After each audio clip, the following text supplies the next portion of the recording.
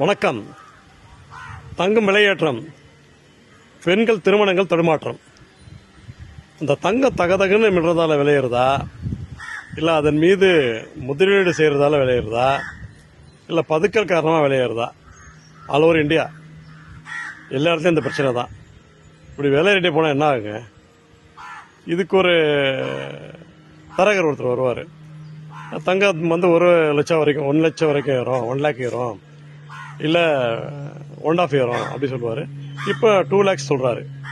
இது மாதிரி அவர் வந்து இந்த மாதிரி தங்கத்தின் மீது மக்கள் வந்து முதலீடு செய்வாங்கன்னு சொல்லிட்டு ஒரு அறிக்கை விடுறாரு. அது தவறான ஒரு செயல்.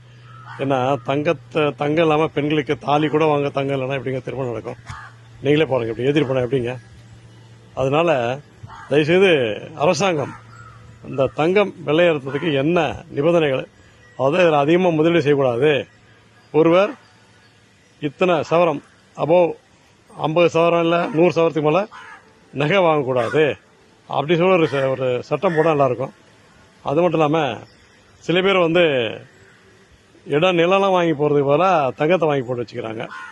இதனால் பாவங்க பெண்கள் திருமணம் வந்து தடுமாற்றமாக இருக்குது. நீங்கள் வேணால் பாருங்கள், திருமணங்கள் அவ்வளோவா இல்லை பாருங்கள். அதெல்லாம் எவ்வளோ திருமணம் நடக்கும். இப்படியே ஏற்றிட்டு போனால் எப்படிங்க? தயவு செஞ்சு இந்த தேர்தல் அறிக்கையில் நாங்கள் ஆட்சிக்கு வந்தால் தங்கத்தின் விலையேற்றத்திற்கு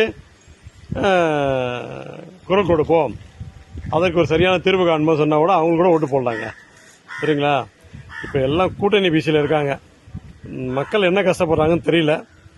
நன்றி. தயவுசெய்து யாரும் தங்கத்தின் மீது முதலீடு செய்யாதீர்கள்.